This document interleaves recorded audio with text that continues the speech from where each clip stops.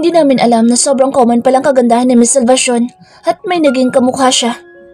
Si Charles ulit na nagsalita. And to think na halos binaliktad mo na ang mundo just to find her. Sa Azul na alam ni Brina na sa kanya nakatitig ng mga sandaling iyon. We thought you finally found your missing happiness. Hindi mapigilang eksena ni Sid. Lihim siyang napakagat ng labi. Hindi niya na kayang pakinggan bawat pinagsasasabi ng mga ito. Tumayo siya bigla at nag-excuse na pupunta ng restroom. Ayaw niyang makinig at baka kung ano pa ang pumasok sa utak niya. Ramdam niyang sumunod sa kanya ang buong titig ng lahat pero hindi niya pinansin iyon. Masyadong focus ang kanyang atensyon ngayon sa bagong siya. Tinitigan ni Brina ang sarili sa salamin. Really? Anong rason para hanapin siya ni Edward? Kahit pigain pa niya ang kanyang utak, wala siyang makitang magandang dahilan para hanapin siya nito. Kung sakali man na totoo ang mga pinagsasasabi ng mga ito. Nagugas lang siya ng kamay at nagpa siyang bumalik. Sumandal siya sandali sa isang haligi habang nakikinig sa pinag-uusapan ng magkakaibigan. Hindi kalakasan pero tamang-tama para marinig niya ang bawat boses ng isa't isa. You want me to read the truth behind her? Napangisi siya nang marinig ang boses ni Charles. Talaga lang ha? Don't. Narinig niya maagap na sagot ni Edward. Well, I just offered you my help. No need. I can handle it. Handle? Hindi niya masisis ang binatang doktor pero tiwala siya kay Hunter na walang makakaalam sa tunay niyang pagkatao. Lahat ng data niya ay binura ng lalaki at pinalitan ng ibang katauhan. Wala ni isang impormasyon na siyang magtuturo sa kanya maliban kay Hunter. Come on, asshole. Alam namin na hinahanap mo pa rin siya. Hindi namin alam kung mahal mo ba o ano but we both know you don't believe in love. At wala kayatang puso. But yeah, you're still human. Sabay hagalpak ng tawa ni Azul at Sid. By the way, how's your sex life, dude? Nag-ikot ng mata si Brina sa naging usapan. Sex life. Boys and their nature about sex. Ilan kaya babaeng ikinama ng lalaki nung nawala siya? Hindi siguro mabilang. Mukha naman itong babaero eh. Baka pwede na itong sabitan ng Kalandian Award sa sobrang active ng buhay ng binata. Tahimik lang si Brina habang kinakain ng pagkaing nakahain sa mesa. Kasama siya ni Edward sa dinner business meeting nito. Babae ang ka-meeting nila at halatadong panay pa-cute ito sa binatang doktor na kasama niya. Samantalang wala naman siyang pakialam kahit na maghalikan at magyakapan pa ito sa kanyang harapan. Napangisi siya nang marinig ang boses ni Josie sa kabilang linya. Kukurutin niya talaga ang singit ng babaeng iyon kapag nagkataon. Nasa labas kasi ito ngayon at nakamasid lang sa kanila ni Edward. Mukha kang pinagsakluban ng langit sa itsura mo. Patuloy pa nito at sinabayan ng tawa. Hindi niya napinansin ang sinabi nito. Natuon ang kanyang mga mata sa kamay ng babae na humaplo sa braso ni Edward. Lihim siya nag-ikot ng mata. Ang landi lang. Sandali siya nag-excuse sa mga ito nang matanggap ang tawag ni Hunter. It's been a week, though binabantayan nila ang lalaki, but until now, wala pa rin silang lead. Hunter, bungad niya. Magkita tayo mamaya. May importante tayong pag-uusapan. Count me in. Pinatay na nito ang tawag habang siya'y hindi na muna bumalik sa loob. Nandiyan naman si Josie sa paligid at hindi naman basta-basta mapapatumba ang lalaki. Hindi nga ba? Nagkibit siya ng balikat at tuminga ng malalim.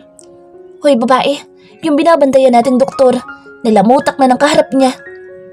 Sinabayan nito ng malabruhang tawa na Josie sa kabilang linya. Nag-ikot siya ng mata. Hayaan mo na, kahit mag-live show pa ang mga iyan, I don't care. Walang emosyong saad niya habang tinungo ang kotse ni Edward sa harapan na nakapark ng restaurant. Nagdesisyon siyang wag nang pumasok sa loob. Sa loob ng kotse na lang niya babantayan ang binata at tingin niya ay nakakadistract ang kanyang kagandahan sa mga ito. Wala siyang susi pero dahil miyembro na siya ng Carnap Gang simula nung maging secret agent siya, kaya mabilis niya itong nabuksan. Pasimpleng umupo siya doon at nakaramdam ng kaginhawaan. Nakakapagod ang ganitong magbantay ng bata sa buong araw. Nakakawalang gana. Kahit nasa kotse siya, nagbasid naman siya sa palibot. Okay naman at walang problema. Wala siyang nararamdamang kakaiba. Sandali niyang ipinikit ang mga mata para lang magulat sa malakas na pagbukas at pagsara ng pintuan ng kotse. Saka pumasok mula doon ang binata. Tapos na? Gusto niyang itanong iyon pero wala nga pala siyang pake kaya nagkibit lang siya ng balikat nang paandarin na nito ang sasakyan. Bandang 11:11 ng gabi nang matanggap ni Brina ang text ni Hunter na magkita sila sa labas na mansyon ng De La Riva. Nakasuot siya ng nightie kaya pinatungan na lamang niya iyon ng roba. Sigurado siyang importante ang sasabihin nito sa kanya. Nakita niya si Hunter na nakasandal sa hood ng kotse nitong itim. Naka-black leather jacket at cowboy hat na natatabunan ng itsura nito. Napaka-misteryosong tao talaga ni Hunter. Aaminin niyang hindi niya pag-aanong kilala ang lalaki at ayaw niya nang tuklasin ang pagka-misteryoso nito. Sapat na sa kanya na may tiwala siya rito at kaibigan ng tingin sa kanya. Si Doc Edward De La Riva ay may balak na lumipad papuntang Russia. Ayon sa source ko, hindi kanya isasama at sikreto ang lipad niyang iyon. May ka-business deal siya doon pero maliban doon, may isa pang dahilan kung bakit pupunta doon si Mr. De La Riva. I want you to stop him by hook or by crook. Angel, hindi siya pwedeng pumunta. Note this, hindi siya maaaring pumunta. Stop him by force. Napakunot noo siya sa sinabi ni Hunter nang makapasok na siya sa passenger side. Hindi man lang siya nito hinayaang batiin ito. Napailing siya sandali. Puro trabaho ang nasa utak na lalaki at ganoon din naman siya. Kailan bang alis niya? Tomorrow, exactly 10:30 at the evening. Hindi siya pwedeng bumiyahe. Delikado ang kanyang buhay. May binigay ito sa kanyang envelope. Tinatamad na tinanggap niya iyon at binuksan. Flight details iyon at location na pupuntahan nito. Sandali siyang napatingin kay Hunter. Paano mong nalaman ito? I'm not that heartless to let you do this assignment alone. Kahit alam kong kaya niyo ito. Gusto ko lang mapadali niyo ito dahil meron kayong another project after this. Napatango siya. Kung sa bagay, lahat naman ng mga tao ni Hunter ay tinutulungan nitong salbahin ang lahat ng assignment. Mas magaling ito sa kanilang lahat at alam niyang hindi basta-basta ang utak nito. That's all for tonight. See you around. Nagkabit siya ng balikat at walang paalam na lumabas sa kotse. Bagay niyang inayos ang roba dahil lumihis ito sandali sa kanyang balikat. Hinintay niyang makaalis ang lalaki saka siya pumasok sa loob. Hindi siya dumiretso sa kanyang silid. Sa terasa ang punta niya. Lalanghap muna siya ng hangin at mag-iisip ng plano kung paanong pipigilan ng binatang doktor. Ang sabi ni Hunter, by hook or by crook, at kailangan niyang sundin ang utos nito. Done? Seeing your man? Bagya siyang nagulat sa boses na iyon ni Edward. May kadiliman ang terrace kaya hindi niya napansin ang bulto nito na nakatayo sa kabilang bahagi ng terasa. Nakapamulsa ito habang nakasuot ng roba habang matiim siya nitong tinititigan. Yeah? Kiming sagot niya. Ang planong tumambay muna roon ay hindi niya na itinuloy. Walang sabing tinungon niya ang kanyang silid at nagpa siyang doon na lang tumambay sa kama. Bakit hindi niya gusto ang tono ng boss nito? May galit at diin ang pagbigkas pero dahil pagod siyang mag-isip sa mga ganyang bagay, hinayaan na lang niya iyon. Ang dapat niyang isipin ay kung paano mapipigilan ito bukas. Unang pumasok sa isip niya ay painumin ito ng sleeping pills. Pwede. Napangisi siya. Pero ang plano niyang painumin ito ng sleeping pills ay hindi tumalab dahil hindi nito ininom ang kapeng ibinigay niya ng gabing iyon. Shit, nag-effort siya sa kapeng kanyang tinimpla. Pinabigay pa niya sa kasambahay para rito dahil napapansin niyang umiinom ito ng kape sa gabi. Tinignan niya ang orasan pambisig. 1 oras na lang. Mabilis niyang tinungo ang silid nito at kumatok. Bahala na. Bibigyan na lang niya ito ng malakas na suntok para makatulog ito. Walang emosyon na binuksan siya ni Edward ng pintuan. Nakatoples lang ito habang jeans ang suot sa ibaba. Napalunok siya nang wala sa oras at hindi agad nakahuma. Anything wrong? Let's talk, Mr. De La Riva. Saad niya na makabawi at taas noong sinalubong ang mga titig nitong tagos kaluluwa kung tumingin. Follow me at the library. No. Napantastikuhan itong tumingin sa kanya. Let's talk here, right now. This is important. It's a matter of life and death. Nagkabit ito ng balikat. Come in. Tumalikod ito at tumakbang patungo sa couch na nandoon. Napangisi si Sabrina. Sa mismong pagtalikod nito ay walang ingay na umigkas ang kanyang kamay, sentro sa batok ng binata pero mabilis na nasalo ng lalaki ang kanyang pulsuhan at hindi niya inaasahan na gagawin nito ang bagay na iyon. Too slow, Miss Trent. Walang gatol na saad nito. Merde, ito na yung by hook or by crook. Mabilis na umigkas ang kanyang isang kamay paatake rito. Isa lang ang masasabi niya, walang lalabas sa silid na iyon ng mag-isa, kundi siya lang. Oops! You miss again. Angel. Walang emosyong saad ni Edward. Kulang na lang ay pagtawanan siya sa kanyang ginawa na pag-atake. Ngayon, 2 pulsuhan niya na ang hawak nito. God, nakalimutan niyang hindi pala basta-bastang tao rin ang kaharap pero hindi siya magpapatalo dito.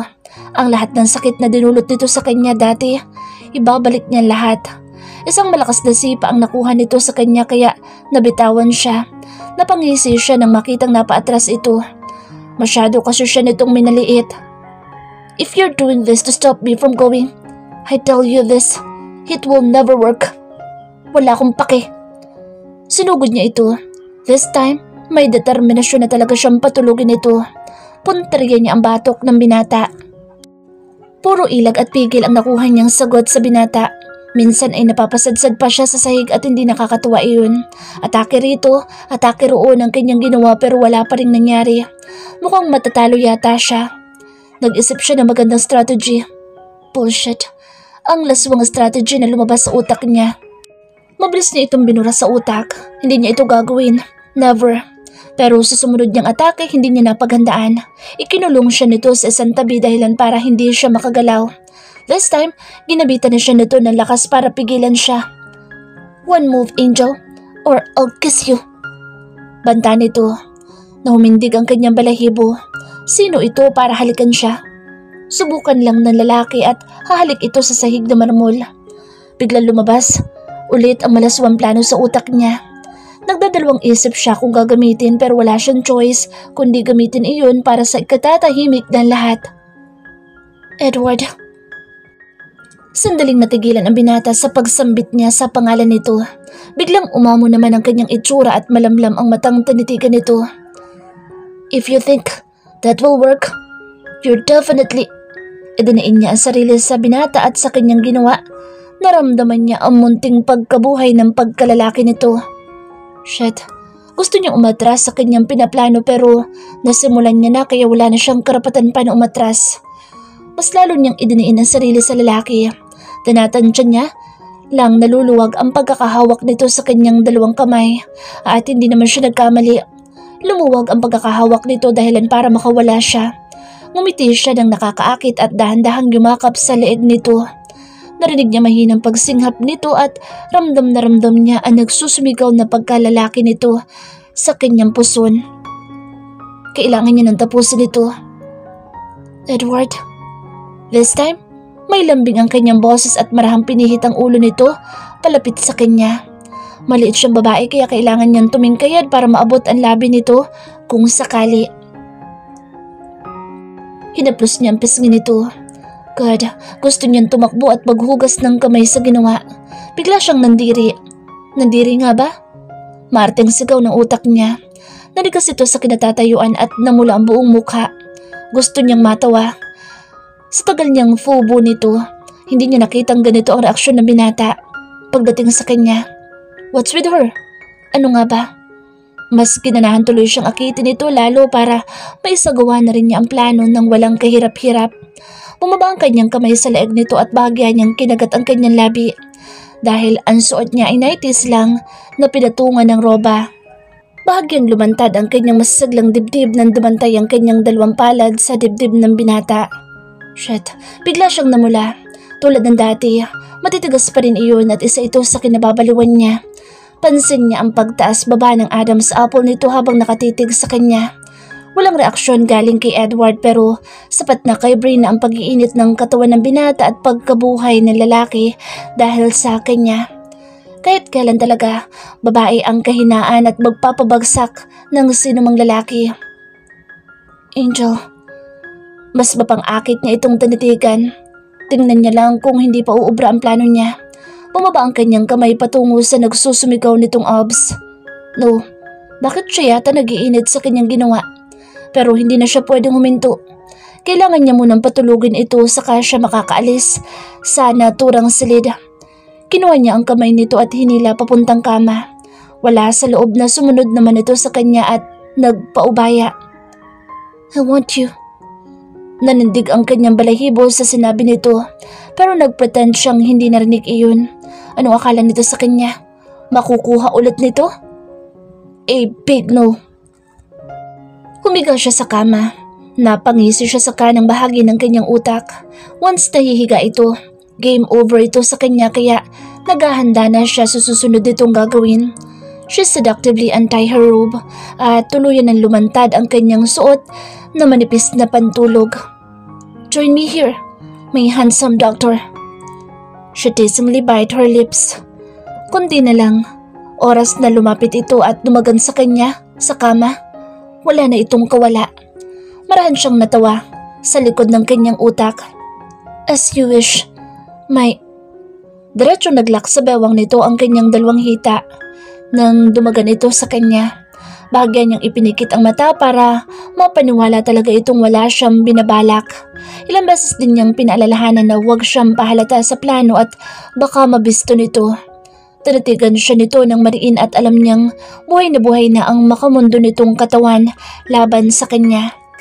Dahan-dahan lumapit ang labi nito sa kanya at bago pa ito nakalapat sa kanya, nakaigkas na sa hangin ang kanyang kamay para bigyan ng malakas na hampas ang batok nito at makatulog. Merde! Napasigaw siya nang mabilis nitong nahuli ang kanyang dalawang kamay at mabilis na nilagyan ng handcuff kasama ang headboard ng kama na hindi niya alam kung saan ito galing iyon. You think I am a fool? Ngumisi ito na natiling nakadagan pa rin sa kanya. I know you're not gonna win, so I presumed that you're going to sell yourself just to win. But sorry darling, I am not that idiot. Bullshit! Release me, Mr. De La Riva! Later baby. Sarkastikong sambit nito at ipinagpag ang kanyang hitan na kayakap sa bewang nito pero hindi siya nagpatinag. Mas lalo niyang hinigpitan iyon. Don't tease me more, Miss Trent. You might regret it later if I'll take you in this position. Hard until you moan my name. Mabilis pa sa 4:00 kinalas niya ang kanyang hita at sinipa ito. Sa sobrang inis, dahil hindi nito napaghandaan ang kanyang ginawa, nahulog ito sa kama. Balawala itong tumayo at sinulyapan lang siya bago nito tinungo ang closet at kumuha ng itim na t-shirt at leather jacket saka isinuot. Kumuha ito ng pants at nakaharap sa kanyang sinuot iyon. Dinampot nito ang isang case na nakapatong sa side table pagkatapos nitong magsuot at tinungo ang pintuan. Edward! Bring me with you! Delikadong buhay mong gago kang buwisit ka! Nanggagalaiting sigaw niya sa sobrang galit. I take that as a compliment. I don't need a bodyguard and you are fired. At iniwan siya sa loob ng malaking silid nito. Umakyat ang lahat ng dugo sa kanyang ulo. Napasigaw siya sa sobrang galit. Josie! Tawag niya sa kaibigan. Pakyat na ako ng terrace. Kumalma siya sa isipin na paparating na ang kaibigan para pakawalan siya. Kailangan niya sundan ang lalaking iyon at wala siyang pakialam kung tinanggal siya nito. Susundan niya ito at pagkatapos ay isusuko niya na kay Hunter ang assignment na ito pagkatapos ng gabing ito. Mabilis siyang napakawala ni Josie. Binigyan siya nito ng isang baril nang makalabas sila ng silid at mabilis na nagtungo pababa. Napahinga siya ng maluwag nang makitang hindi pa nakakaalis ang sasakyan ni Edward. Nasa loob na ito ng sasakyan at may kausap sa cellphone. Hindi, nakataas ang salamin ng bintana kaya kita niya ang pagtagas ng bagang nito sa kausap. Go! Go! Wala na tayong oras! Itinulak na siya ni Jocelyn. Alam niyang ibig sabihin nito. Mabilis siyang tumakbo sa likuran ng sasakyan at sumakay sa likuran ng walang ingay. Mabuti na lang talaga at may kaliitan siya at nagkasya siya sa back compartment. I'll follow you in the airport. Narinig niyang sabi ng kaibigan sa pamamagitan ng hikaw na kanyang suot. Ilang sandali pa inaramdaman niyang umaandar na ang sakyan at mabilis ang naging takbo nito. Akala ba niya takot ito sa mabilis na pagpapatakbo? Hindi niya napinansin iyon. Ang mahalaga, makasama siya sa pag-alis dito patungo sa ibang bansa. Tom. Mula sa kalagitnaan ng biyahe, dinig niya ang putukan ng mula sa kung saan. What the heck? May nakasunod sa inyo na 3 sasakyan. Ani Josie. Shit, sabi na eh. Inis na pakli niya at parang gusto niya tuloy lumabas sa likuran para makipagbarilan. Pero alam niyang imposible ang pinaplano niya. Baka siya pa ang maunang mamatay sa gagawin. Ramdam niya mas tumulin ang takbo nila. Bakit kasi hindi nalang bulletproof ang sasakyan nito? No need to worry. Bulletproof ang sasakyang ginamit ni Doc. Nakahinga siya ng maluwag. Kahit sobrang kinamumuhian niya ito, ayaw niyang mamatay ito sa pangangalaga niya bilang assignment. Siyang malalagot nito kay Hunter pag nagkataon. Ibabalik niya ang project na ito nang walang mantsa kung sakali. Napapikit siya nang maramdaman ng malakas na pagkauntog ng kanyang ulo. May bumundol sa kanila mula sa likuran. Okay ka lang? Sigaw ng kaibigan. Shoot them now. Ramdam niya ang dugong pumuslit sa kanyang uluhan kaya dinaman niya ito. Mula sa suot niyang bracelet, inilight on mode niya ngayon. Kitang-kita niya ang dugo sa kanyang kamay nang tingnan iyon. Napumura siya sa hangin. 1 car, down. Ani Josie. At dinig niya ang malakas na pagsabog ng sasakyan. Napangisi siya. Kahit kailan walang mintis ang kaibigan niya pagdating din sa bakbakan. Hindi nakapagtataka kung bakit ito ang paras niya dahil lagi itong maaasahan. Napapiksi siya nang may bumugo ulit sa kanila at bahagyang gumewang ang sakyan. Shit, hindi sana sila madiskrasya nito ni Edward. Kapit lang! Sigaw ni Josie. Lukulit ka! Saan ako kakapit? Inis na sagot niya at napapikit ulit siya nang maramdaman niyang nakapagsabayan ng bunggo sa Edward dito. Nauntog ulit siya. Kung alam lang niyang ganito ang mangyayari, hindi na siya pumasok sa back compartment. Ilang sunod-sunod na putok ng baril ang kanyang narinig. Pinapaulanan talaga sila. Pasalamat din siya at bulletproof car ang dala nito. Brina, okay ka lang ba? Angel! Oo, si Edward ang atupagin mo, hindi ako. 4 na armadong sakyan ngayon ang... Napahiyaw ito at nawala sa kabilang linya. Jocelyn? Nahumindig na sigaw niya. No, alam niyang hindi basta-basta ang kaibigan. Gusto niyang lumabas pero kapag gagawin niya iyon, ilalagay niya sa panganib ang kanyang buhay kung sakali. Kinalma niya ang kanyang sarili. Alam niyang hindi rin basta-basta ang binata pero may tama ito sa balikat at alam niyang nagamit niya ang lakas nito kanina para pigilan ito na umalis. Kahit hindi niya nakitaan na nasaktan nito sa tama ng baril but still, tao pa rin ito at alam niyang masakit iyon dahil hindi basta-basta ang bala ng baril na ginamit na ibinigay sa binata. Napumura siya ng ilang beses. Dapat siya na sana nagmamaneho ngayon. Wisit ka sa lalaking yun. Kapag ko'y naramdaman niyang mas lalong tumulin ang takbo ng sakyan. Putukan at langit-ngit ng bawat gulo ang kanyang naririnig. Karera na ang nangyayari at sayang, hindi man lang siya nagmamaneho na ito pa naman ang isa sa gusto niya. Wala siyang magawa kundi ang magdasal na sana'y hindi siya mawala ng malay sa pinagtataguan niya ngayon. Pero nang maramdaman niyang umikot ang sakyan ng ilang beses dahil sa malakas na bumundol sa kanila, doon na siya kinain ng kadiliman nang tumama ang kanyang noo ng malakas. Napaaray si Brina nang magmulat siya ng mata. Nasapon niya ang noo at ilang beses napakurap-kura para alalahanin kung ano ang nangyari. Nalaki ang kanyang mata at diretsyong napabangon mula sa kinahihigaan. Edward? Nag-ikot siya ng tingin at saka lang niya napansin ang binata na nasa tabi niya at mahimbing na natutulog. May mga galos at ilan sa mga dugo ay nanigas na sa mukha at buhok nito. Napakagat siya ng labi habang pinagmamasdan nito. Hindi niya alam kung bakit at paano siya napunta sa silid na iyon. Ang importante sa kanya ay buhay ang lalaki. Napasulyap siya sa kanang kamay nito. Nagkasugat-sugat iyon at may ilan pang dugo. Napakunot siya at inabot ang kamay nito. Hindi siya tanga para hindi malaman na sumuntok ito sa matigas na bagay kaya nagkaganito ang kamay nito. Pansin niyang may bandahe na nakaikot sa kanyang ulo. Ipupustan niyang may bukol siya. Napapiksi siya nang maalala sa Jocelyn. Mabilis niyang hinawakan ng kwintas at nagsalita pero ilang beses na siya nagsalita. Walang Jocelyn sa kabilang linya na sumagot. Kinalma ni Brina ang sarili.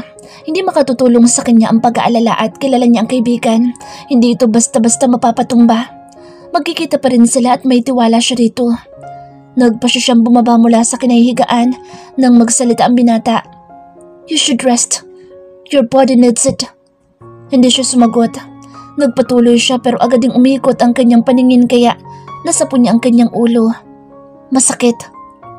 Rest. Nang hilahin siya ni Edward pahiga, nagpaubaya siya. Namimigat ang talukap ng kanyang mata nang bumagsak ang kanyang ulo sa unan. Tama nga ito. Kailangan niya magpahinga kahit saglit at hindi niya namalayan. Kinain siya ng kadiliman ulit. Nang magmulat siya ng mata, umaga na at mataas ang sinag ng araw. Ayon na rin sa liwanag na pumasok sa loob ng buong silid. Hindi muna siya bumangon. Tinitigan lang niya ang kisame ng ilang minuto, saka siya nagpa siyang bumangon. Wala ang lalaki kaya malaya siyang gumalaw. Dumiretso siya sa bintana at dumukwang mula roon. Bumungad sa kanyang asul at payapang karagatan. Sa unahan, mga ilang metro ang layo. Nalak ang kanyang mata nang inilibot niya iyon. Nasa isang resort sila. Pinihit niya ang sarili at diretsong lumabas para hanapin at kausapin ang binata. Eksaktong nasa huling baitang na siya ng hagdanan na makita niya si Edward. Nakatayo, nakapamulsa at nakaharap sa dagat sa may bintana sa sala. Sandali siyang tumigil at tinitigan ang buong likod nito. He felt something dark aura consuming him. Nagbabadya iyon ng panganib at sa unang pagkakataon nakasama niya ito ulit. Mula nung naglaho siya, nakaramdam siya ng sandaling takot. Pinili niyang tumahimik at tumakbang pabalik sa itaas. What the hell were you thinking? Napatigil siya at hinanda ang sarili na hinarap ito. Alam niya kung anong ibig nitong sabihin. I'm doing my job, Mr. De La Riva. Walang takot na sagot niya. Bakit hindi niyo gusto ang nakikitang kakaibang galit sa mga mata nito? Bullshit! Mura nito at galit na hinugot sa bulsa ang cellphone nito na tumunog. Sandaling nawala sa kanyang atensyon ng binata. I'm okay. Yeah? I'm basically fine and doing good. Bye, Mom. Take care. Tumalikod na siya at hindi na inintay ang anumang sasabihin nito. Wala siyang pakialam. Galit na pinagmasdan na Edward ang babae. Nasa rest house sila ngayon. Napag-aari niya sa Batangas. Naiwasan at natakasan niya ang umatake sa kanya kagabi pero ilang beses din siyang binangga ng mga ito. Kung hindi pa niya kinuha ang nakatagong mataas na uri ng baril sa back compartment na nakalagay sa isang case nang dumating na siya sa kanyang rest house, hindi niya malalaman na nandoon ang dalaga at walang malay. Dapat pala, yung ginawa niya mismong handcuff ang inilagay niya dito para hindi ito makaalis at tanging thumbprint o boses lang niya ang kayang makapagpabukas. But yeah, andito na ito. Good thing at hindi masyadong naapektuhan ng utak nito sa malakas na pagkaalog sa loob. Alam niyang may kakayahan itong makipaglaban pero kaya niyang iligtas ang sarili kahit walang tulong ng sinuman. Hindi niya ito kailangan. Hindi na ngayon. Napatingin siya sa kamao niyang nagkasugat-sugat. Nagkibit lang siya at tamad na umupo sa sofa. Kung dati ay hindi niya sinaseryoso ang taong kumakalaban sa kanya at gustong-gusto siyang itumba, ngayon makikita ng mga ito kung gaano siya kasamang kalabanin. Ito na ang panahon na harapin niya na ang mga ito ng seryosohan. Ilang beses na palakad-lakad si Brina sa loob ng silid na iyon. Naging manhid na nga din siya dahil hindi niya maramdaman ang gutom. Nag-iisip siya. Ang dami-dami pumasok sa utak niya. Tulad ng kung paano nalaman ng mga kalaban na aalis ang binata. Nagsusubaybay rin ba ang mga ito? Alam niyang sa putukan at habulan kagabi, hindi na warning shots iyon. Alam niyang desidido na mga ito na patayin ang lalaki at yun naman ang hindi niya pahihintulutan. Masakit ang ulong humiga siya sa kama at napatitig sa kisame. Ano ba susunod niyang gagawin na hakbang? Kapag ko'y napabalikwas siya ng bangon nang maalala ang baril na ibinigay sa kanya ni Josie. Kailangan niya iyon kung sakaling masundan sila ng kalaban at dapat kausapin niya si Hunter.